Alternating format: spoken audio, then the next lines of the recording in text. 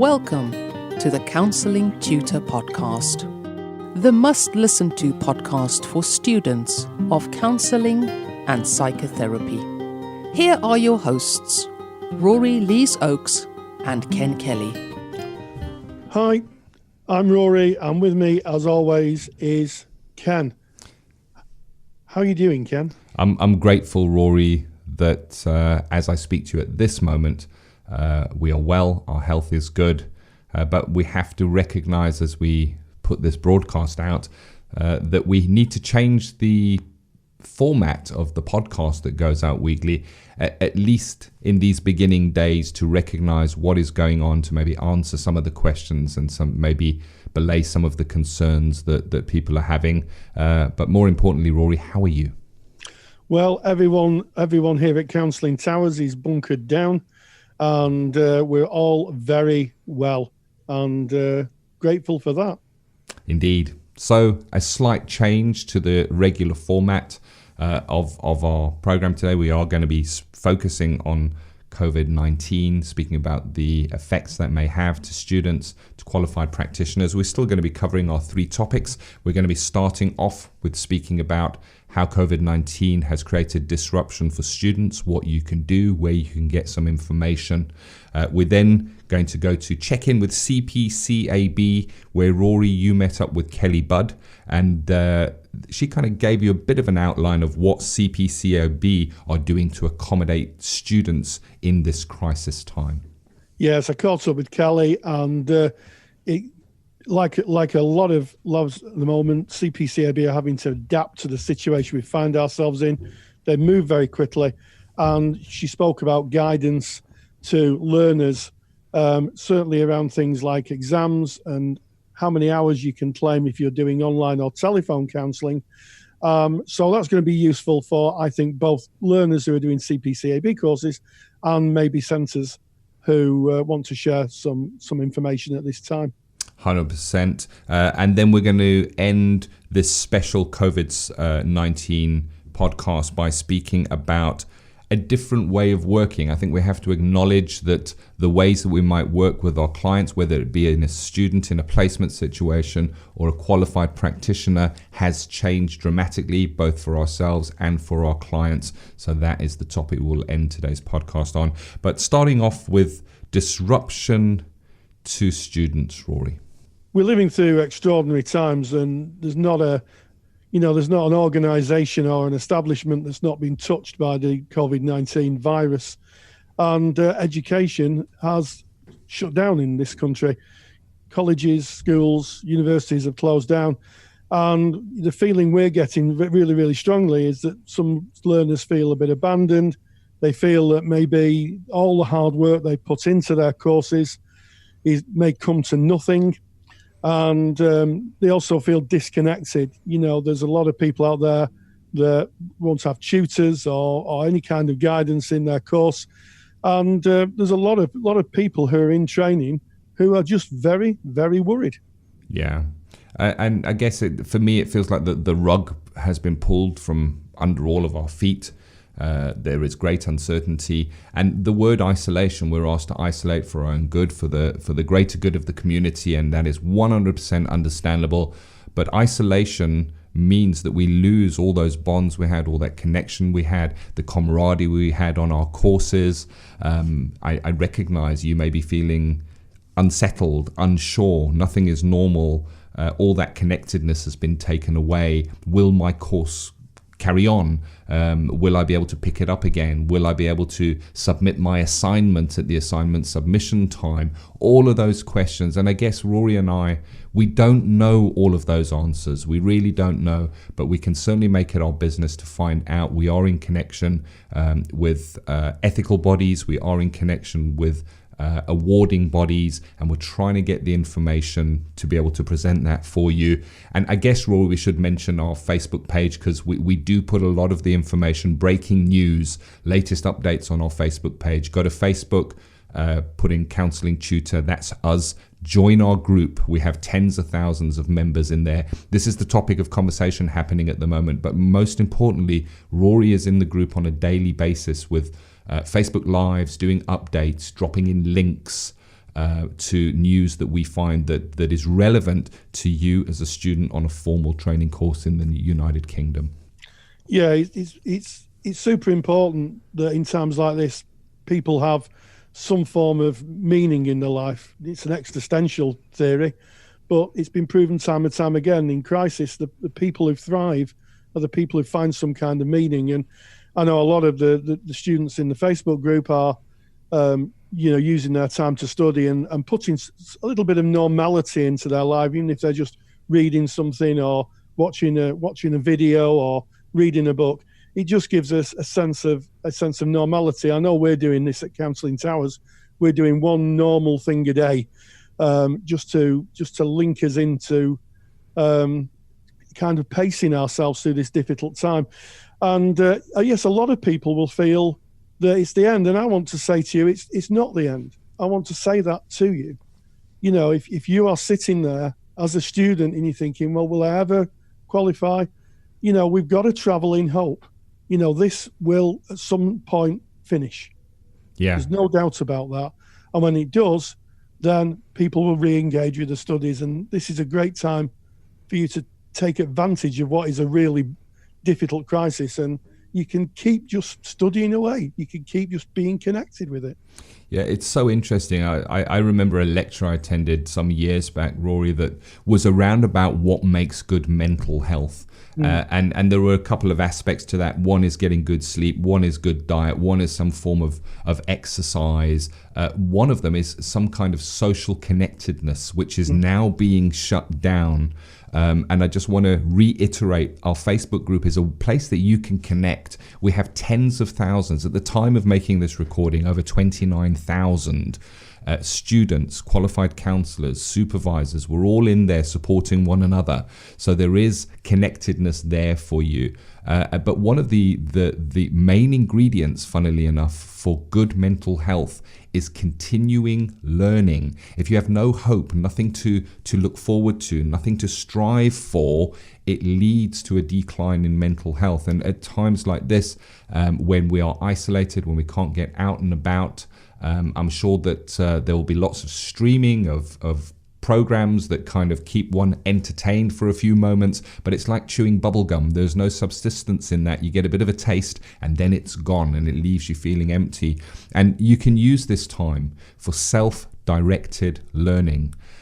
We have mentioned on the podcast so many times before that we have a paid-for service called Counselling Study Resources. We have built Counselling Study Resource to be a self-directed learning platform. And Rory, as our academic director, have worked with our team, our researcher, our writer, to make sure that the content that goes into Counselling Study Resources is academically sound, not just academically sound, but actually mapped to the criteria of the awarding bodies here in the United Kingdom. So there is self-directed learning within Counselling Study Resource in terms of hundreds of hours of formal lectures. The very lectures you're missing in your course right now, those are the topics that are covered in detail and in depth in Counselling Study Resource. But we also recognize that at a time like this, that it is, I guess, we don't want to be coming across as saying, buy our thing at a time when we're looking at our money and saying we need money for food. People's income has been affected. So Rory and I at this very moment are working on a concession package for Counselling Study Resource. We want to make it affordable and open to all. We don't know exactly what that concession will look like right now, but we are going to be making a concession package to reflect the times that we're in at the moment so that students can have access to that during this time for self-directed study. And if you want to find out more about that, because we don't have all the details else we'd mention it on this podcast, just go to our website, which is counsellingtutor.com. On the very main page that you land on is a block that says Counselling Study Resource. Click on it and we will have updated that information to reflect the concession package. If you are an existing member of the Counselling Study Resource, you can expect an email with regards to that concession package. We want to make this easier for all so that we have for a much lower cost access to these resources during this troubling time. Yes, and I'd like to say that as the academic director of Counselling Tutor, one of the things that I put in to how the resources are made is that they're made for self-directed learning. The goal is, we've achieved that goal, is that when you look at any of certainly the video lectures, you'll be able to watch them and teach yourself without a tutor. You'll be able to get the majority of the information and understanding without a tutor.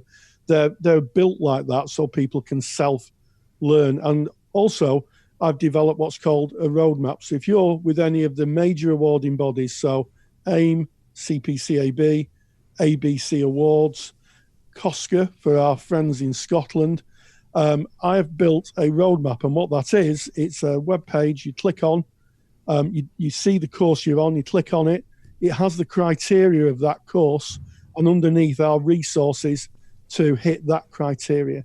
So a lot of students, even before this difficult time we're going through, said how useful that was. Now it's going to be essential, because effectively you'll be able to go in, see the information, find the resources, and get a really good understanding of that criteria. It's certainly going to be important if you are working remotely and still writing assignments, but also very useful if you are going to re-engage with your studies. You'll be able to look at what the next course has and be able to get ahead of the game. Everything in there is developed for self-directed learning. Yeah, and we were just speaking before we started the podcast. This is something that Rory has been doing for more than 10 years, creating online learning, remote learning. He was doing this when we were tutoring together for our students so that they could kind of revise and access content when they weren't in the lecture room with us. So it's not something that we're adapting to now that this isolation has come in. It's something that we have perfected over many, many, many years. We've had over 14,000 students use our counselling study resources to kind of reach their goals within their study. And I think there's never been a time that is better now for accessing it because we're isolated. We have the time. It gives us that learning. And as Rory mentioned, those roadmaps, Rory poured many of his hours into those roadmaps. What the roadmap is, I'll give you an example of it. If you're, let's say, on a CPCAB course at level 3, you go to the roadmap and you choose CPCAB level 3. The whole of your syllabus is there. Everything that is covered in your whole year of your level 3 is actually mapped out with links that when you click on the link, it brings up all the self-directed learning resources linked to what you would learn on that course. We've always said when we were putting out counselling study resources, it was a support to go along with a formal course. There is nothing that Rory and I believe that really can take the place of being in a class and having peers with you to share your learning and having a lecturer there in front of you that you can ask the questions to. But in the absence of that, this is a phenomenal resource. In fact, even our good friends at CPCAB have put Counselling Study Resource now as a recommended resource for their learning centres and for students on their courses. So this is the time to look at that. We've also put in some additional layers into Counselling Study Resource to fulfil the community element of it. So once a week, we have a live online get-together where students from all over the United Kingdom and indeed all over the world join live on an event. We can't see you or hear you. You can see and hear us, but we can't see and hear you, so you don't need to worry about doing your hair before coming on.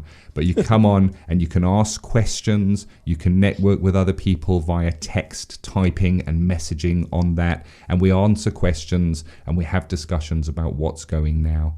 And the feedback from the first one of those that we ran last week on this topic of COVID and how it's affecting people was very well attended, and people were very grateful at the end, saying that they were so grateful that they had a lifeline, that they had the connectedness, that they had some form of normality, that they had some form of consistency, because these are the things that have been taken away. Again, we're looking at a concession here, so go and check that out at counsellingtutor.com. Absolutely, and obviously with the discussion groups, I taught for over a decade, so you get access to myself. I can answer your questions, and the last group we had was really lively. Lots of people answering questions, and we're looking at the frequency of that going forward. But as Ken said, a lot of people found that very helpful and built into a bit of a community. People could catch up and just feel connected. Really important at a time like this, I think. It is, and we're hearing definitely from the UK government at the moment, the message is a message of kindness, a message of consideration for others. And Rory and I recognise that not even with a concession, and when I say concession, it's not a discount. A discount is a marketing term. Oh, it's normally this price and we're discounting it. We're really putting a concession and we're cutting it down. We're not aiming on any growth or profitability in our business. We're aiming just to keep our doors open to be able to continue to supply these resources. So check that concession out. It really is cut back. But we also recognize there will be people that can't even afford that concession. And in the spirit of that kindness and that sharing and that being there for others, we are committing a considerable amount of our time to getting in guest lecturers, to creating free events. So make sure you are on our mailing list, even if you're not able to make that concession fee to join Counselling Study Resources. We do have additional events that we'll be putting on to aid, to create that community and to hopefully normalize during this time of unrest. Of course, many free resources that we already have. Our website, counsellingtutor.com, everything on there is free, and there are literally hundreds and hundreds of self-directed learning opportunities on there. Just pop in the topic you want to learn more about. Maybe, I don't know, reflection as a skill, and the search engine on the front page will bring back the resources that are free that you can look at there. We have a YouTube channel. Go on YouTube, put in Counselling Tutor. There are many free videos there where Rory explains key theories, skills, and of course we have this podcast, and we will continue to broadcast this podcast and bring you the latest and greatest news. And again, just to mention before we leave this topic, the Facebook page, make sure you're on there, because that's where you're going to get the latest updates of what's happening with your awarding body, with your course providers. If we can get that information, we will be sharing it, and I know Rory is in touch with them on a daily basis. Absolutely. I'm doing regular Facebook Lives, so if you want to come in, ask a question, by all means do so. As Ken said, I can't see you on the Facebook Live. All I can see is the comments, and you can see me. But it's a good time to come in and ask questions, and those are going to be run regularly. And as Ken said, I'm in touch with lots of people within awarding bodies, within the counselling profession, and we're going to be sending you fact-check news. So everything that we tell you, any information is going to be fact-checked and accurate. What we don't want at a time like this is rumours. Indeed, there it is. Disruption to students. More information on everything we've spoken about right now. Go to counsellingtutor.com. On the home page, there will be updates and information available. We now leave that and go on to what CPCAB are doing about this for their students and learning centres. And Rory, you checked in with Kelly Budd from CPCAB about what they're putting in place at the moment, the questions that they're getting, the answers that they're giving back for their centres and learners.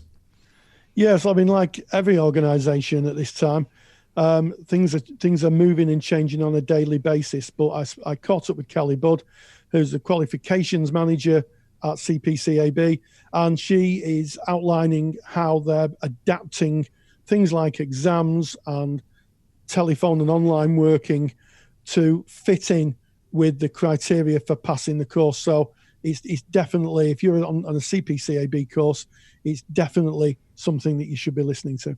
Let's check in with CPCAB. Check in with CPCAB. And we welcome Kelly Budd from CPCAB.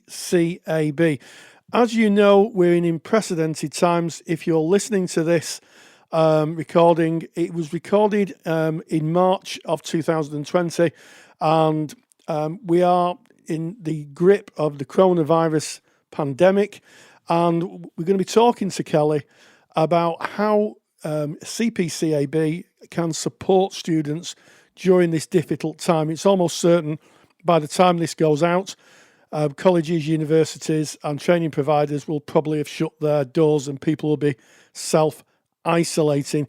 So first of all, welcome Kelly, and thank you for coming on. Thank you for having me here today, Rory. I think this is a really important time to be able to kind of communicate with our learners and our centres.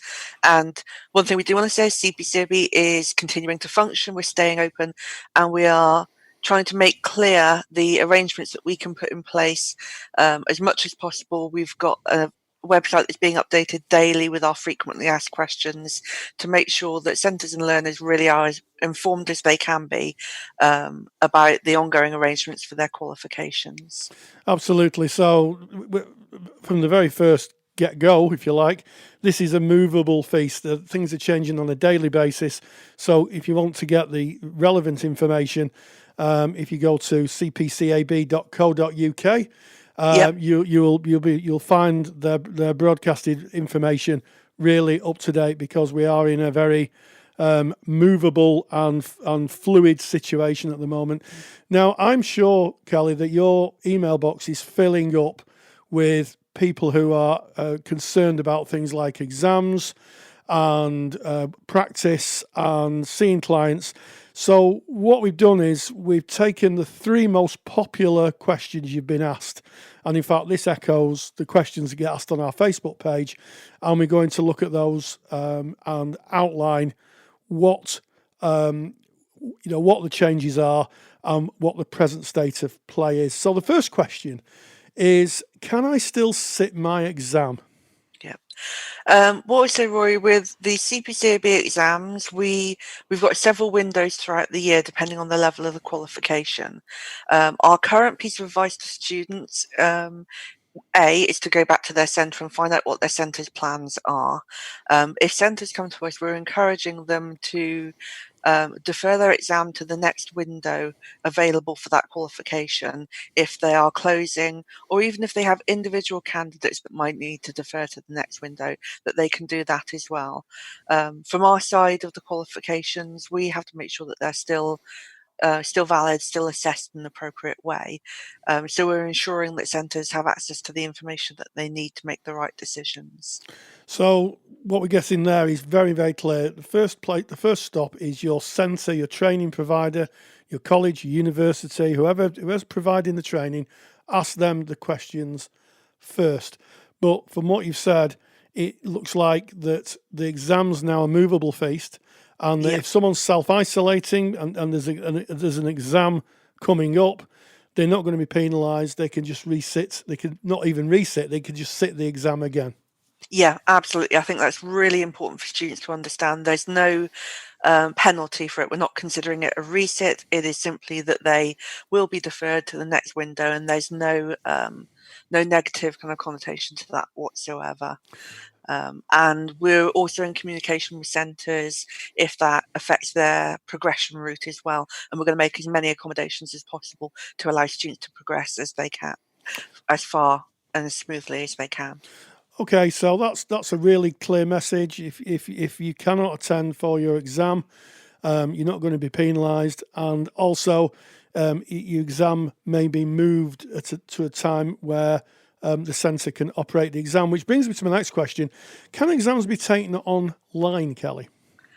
At the moment, CPCAB exams can't be taken online, so we are going to ask people to do the normal invigilation.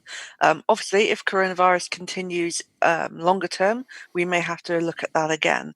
What we are doing at the moment is supporting centres if they want to still run their mock, to look at remote and online ways of doing that, so that their students can still move forward and they're still going in the direction that they need to, because the mocks they're a different kettle of fish. they're able to be delivered in a different way. So if centres are choosing to take that route, we're supporting centres to do that at the moment. So mock exams can be taken online. This is at the discretion of the centre. Absolutely. So if the centre sets that up, that's fine. Some centres may set that up, some centres may not set that up. But that really is down to the centre. It's not down to CPCAB. You're happy for online mocks, but the centre has to facilitate that, and that's the centre's decision. Yep, absolutely. So there'll be a lot of students who may be doing their level 4 practice. They may have started in a placement. They may be coming to the end of their practice hours. And one of the questions that's asked, can I do online counselling? I think this is an interesting one because as an awarding body, we have only part of the role in the decision about whether that's appropriate. It's very much something that the centre, the candidate and the agency will need to agree collectively if that student is trained enough, experienced enough to move to any sort of online or telephone version of their counselling placement hours. If it's deemed unethical for them to do so, then they won't be able to continue with those hours during this period. If, however, the centre and the agency and the candidate feel that that person is trained enough to do it, CPCAB are able to support that to a point in terms of their accrual of their 100 hours. So for us, a proportion of those hours can be counted towards their 100. At the moment, we're advising no more than 30 hours. Obviously, if this continues for a longer time and they end up seeing clients for a longer period of time that exceeds the 30, we're not going to say stop seeing your clients because that would be unethical. But we may say that you have to stop counting those hours towards your 100 and resume counting it when you're back face to face with your clients again. Okay, so again, just to be clear, CPCAB are happy for 30 hours to be counted online. If that goes over that, then that may very well not be counted towards the final completed hours for that particular part of the module. And any decision about a student working online the decision has to be taken by the tutor, the training provider, the placement, and indeed the student. The student may not feel that they want to do online work, and that's fine. But it does sit with those three people. Absolutely. The competency decision has to be with the people that are holding the clinical responsibility for the clients. At CPCAB, we can make allowances in terms of the accruing of the hours. We also have written into our frequently asked questions that we will commit to offering further extensions to the time period than we normally would do to allow for students to take more time to get those placement hours in. So if this does mean that they take longer, then that's perfectly fine. They simply document that it's because of the COVID outbreak, and we will make different kind of arrangements for that, and that's perfectly fine from our point of view. So the usual end date for the qualification would be extended for the situation where someone has to make up the hours over those 30 hours that are done online if they're done at another time. Absolutely. And even if they're deemed that they aren't able to continue with their clients and so they just have to pause it entirely, then the extension period will be extended for those as well. Fantastic. And finally, can I still see clients? That's a question that comes up a lot, I would imagine, not just for CPCAB learners, but I think for everybody who's in practice, to be honest. I think can you still see clients is it's an ethical decision. It sits outside of what CPCAB's remit is. That is an ethical decision, sits with the agency, professional body as well. So if they're a student member of BACP, NCS, then that would be something. And there's some amazing guidance coming out from the professional membership bodies to support students in whether they're still seeing their clients or not. I think one of the questions that we're getting that's slightly different from centres is about whether they whether they can continue to deliver the content of the qualification through an online method or remote method or distance learning during this time. And that's something, probably this is more for centres, but if they go to our frequently asked questions page, they'll see that we're producing guidance documents to help them supplement their delivery. So if a centre has to close or their staff have to suddenly start delivering remotely, we're really putting the effort into supporting centres to continue being able to operate as a college, as a university, as a private centre during this time. Yeah, so there's a couple of things there. The first is, can I still stay in practice? And that would, I guess, rely on your ethical standpoint. It would rely on the agency. Some agencies have just shut arbitrarily and told the clients that counselling's ended, and that's their ethical decision as an organisation. You obviously have to keep yourself well. And again, the headline message there is there's lots of information coming out from ethical bodies. I'm thinking specifically of the BACP, but I'm sure our friends at NCS, National Counselling Society, are publishing equally as valid information about how to make these ethical decisions in these very extraordinary times. And then you went on to outline, can centres still deliver teaching online? And you said, yes, you're supporting them. However, this would be down to the individual learning providers. Some may be tech savvy, others may not be. Yeah, and I think from CPCAB's point of view, we will support those centres that want to do that. But likewise, there's no pressure from our point of view to do that if they actually feel that it goes against the model of delivery that they would choose to run. Or if, as you say, maybe technologically they just aren't set up for that. So if centres choose to pause their delivery, that is fine. If centres want to make an approach to us to explain how they intend to deliver in a different alternative format, we will look at that, we'll review it. We need to make sure that it's sufficiently robust because the quality of our qualifications is still paramount. But at the moment, what slightly supersedes that is the health of our candidates, the health of our tutors, the health of our centre management. We don't want to put anybody in jeopardy. So actually we are making as much accommodation as we possibly can to balance somebody still getting a good CPCAB qualification at the end that means something, but also being able to continue in these very, very difficult times if that's a situation that's able to carry on. Yes, so if you're listening to this and you are running a centre, the message is if you're thinking of going online, then you need to contact CPCAB just to check with them how that's being delivered and just to make sure that it's a robust delivery and matches the quality of the course delivery.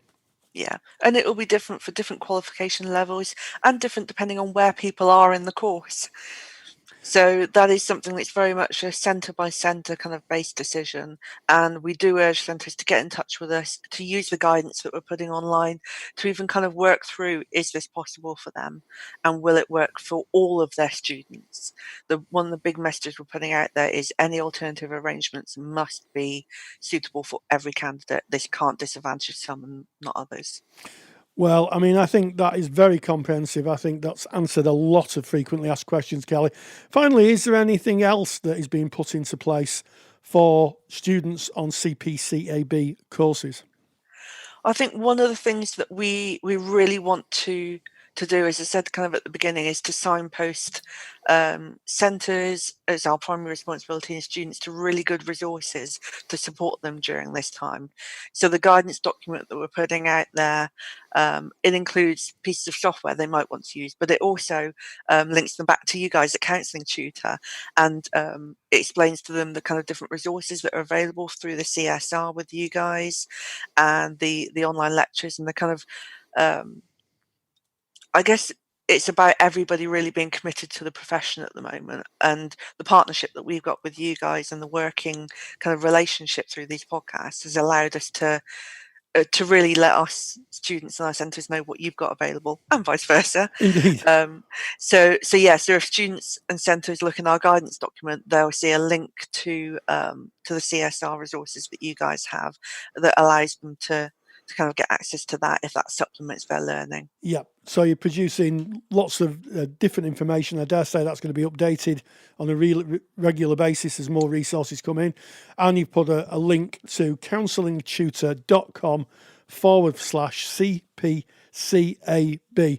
Go into there, and if you're interested in the CSR resources, just click on that and we will be in contact with you. Well, Kelly, thank you for taking this time to really give some clarity onto where CPCAB is in terms of the courses and how you're adapting to this unprecedented environment we find ourselves in.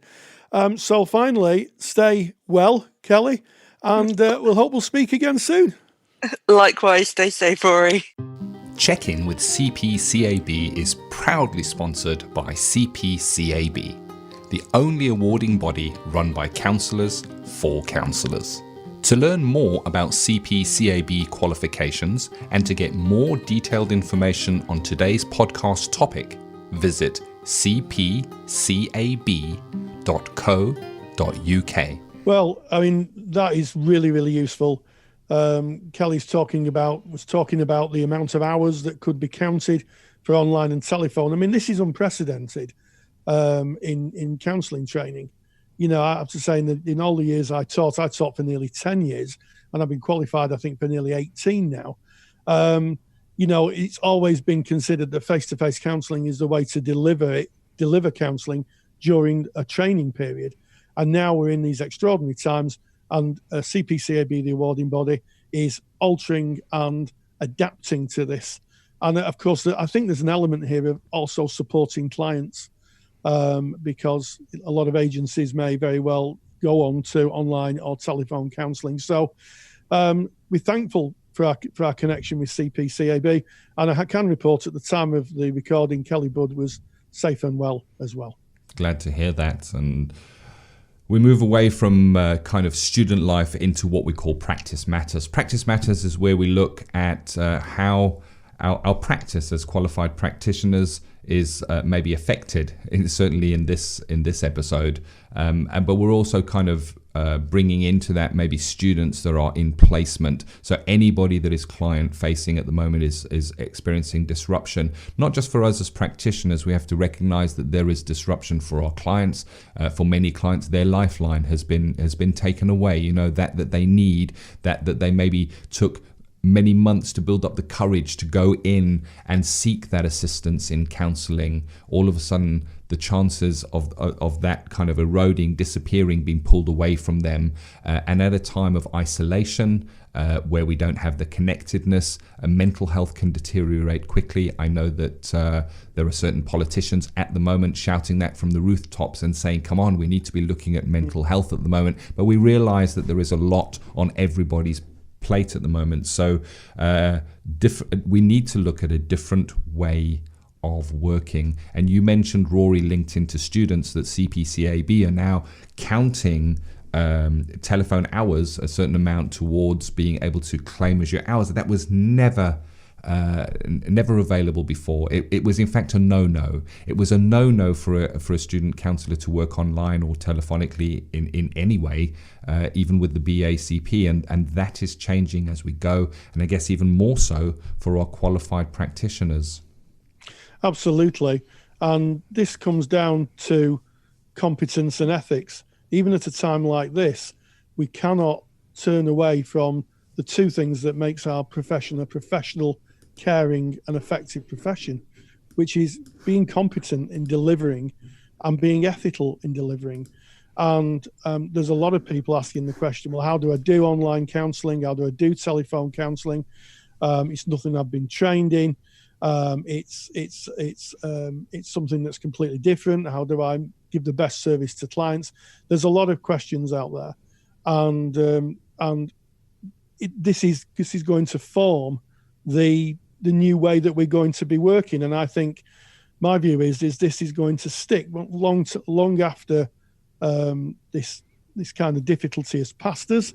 I think that our way we practice will change. I think the way we're trained to practice will change to kind of embrace a more online world. So one of the things that a lot of professional practitioners or qualified practitioners and even students are thinking now is, how do I transfer my skills from face-to-face to online? Yeah, and this is a tricky one, because if you look to the BACP, they do have a framework for working online, and I recommend anybody who is either working online that hasn't done a formal course, because if you have done a formal course, you're going to be well aware of that framework. But if you have not done a formal course, or you're thinking of going and working online, please go to your ethical body website and do a search for online or telephone, use that kind of as a keyword and have a look, and they're going to have some guidance on that. And the guidance varies considerably from face-to-face work. And I think when I graduated from my counselling study, I went on and I did a certificate in online therapy because I thought that would be a good string to have on my bow, I guess, to be able to work online, to work remotely. And I thought that I would go on the course and learn a few things of transferring the skills that I'd learnt in my studies in face-to-face work to online work. And I was absolutely floored, Rory, at how different the environment is. It's as different as above water and underwater. You would not take the way that you breathe above water and use it underwater, because you wouldn't last too long. You would be putting yourself in danger. Maybe this is a very extreme example here, but it's the same. If we take the skills and the methods of working face-to-face and just transfer them online, we are potentially putting ourselves and our clients at risk. Ourselves from opening up to kind of complaints, and putting our clients at risk for various reasons. So I think step one, I need to now work online. Let's go consult with your ethical body and consult with your insurer as well. Make sure you are covered. And the BACP certainly calls for us to have core competencies to be able to work online. Absolutely. And also a long talk with your supervisor about going online. You know, I think that for me, any change of work, any change of approach or intervention, I always go to my supervisor and talk that through, work that out, what that's going to look like, gain some support, get some collaboration in that, because this is a step change in how we deliver therapy. As Ken said, he used a metaphor of over and underwater. I don't think that's too strong. I think it's a so different environment that you're going to need to be supported in that. And you're going to need to gain the relevant skills to be able to do that. You're also going to need the permission of your agency if you're working for an agency, and if you're a student, the permission of your tutor. So there's a lot to be considered. It's a momentous time in our profession. I can't emphasize that enough. This is momentous, and we need to not rush into it. We need to do it with thought. I acknowledge that there'll be some people who'll be literally having to transition from face-to-face to telephone work. I acknowledge that. But within that, there needs to be a thought process about how do I make sure I'm giving the best service to my clients? How can I do no harm? Yeah. Oh, wow. Rory's so true at the moment. And here's what I'm seeing, and maybe you can relate to this listening to it. All you need to do is go into a supermarket and look at the shelves and the behavior of the people to understand people's reaction at this time of distress. And I think as counselors, as psychotherapists, as maybe placement counselors, when we are client facing, we have to slow down. We have to slow down. We have to take a breath. We have to consider. We have to evidence that we are doing defendable decision making and working ethically and safely. We can't afford to just react. Reaction is not an option at the moment. What we need to do is we need to act. And the difference between reaction and action is when you react to something, it tends to be a knee-jerk. It's okay, this is happening, I need to do this, without too much thought. When you act, you first plan and kind of really look around and think about it. And here's one of the things that I would suggest. If you're being called to do online work, you may have your clients asking for that. You may have your agency saying, come on, you guys, we need to work, go online. Don't just react to this. Think about it. Contact your insurer, contact your ethical body. Maybe do some research and find out what training you need. Find out what the core competences are that you are missing. and make a plan to put those in place. And at the same time, you can still maybe touch base with your client, but not work therapeutically. You can maybe hold them through this time. You may say something, and I'm just using this as an example, you may say something like, I want to work with you online. I just need to make sure I have the competencies in place and make sure that we're going to be working safely together, but I will happily kind of meet up with you and maybe we just chat and I hold you for that time, but we won't go into too much deep content until I know that we are working safely. That may be a way to hold your clients while you get the competencies that are needed. I think this is a time, Rory, as well, to mention that we see this as a need. Rory and myself have gathered our team together in Counselling Tutor, our academic researcher, our writer, and we've also reached out to some external, I guess, relationships that we have built.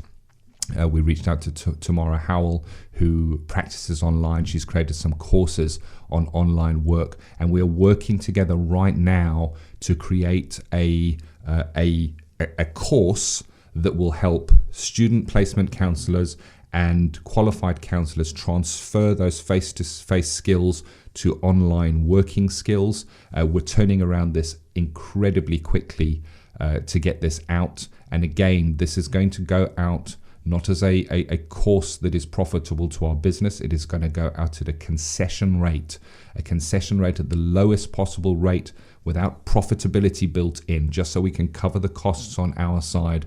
I remember when I did my online counselling course, Rory, it was way over £1,000, and you only have to do a search online to see those are the kind of numbers we're looking at. We're not building it for that reason. We're building it to make it accessible, and as we are at the moment, we're not sure on what that price will be, but we are doing everything within our power to bring this course in at under £100, and this is going to be a multi-module course with a range of professionals giving input onto this course, and we want to get it out as quickly as we can to be able to give qualified counsellors, student placement counsellors, the competencies you need to transition to start working online safely with your clients.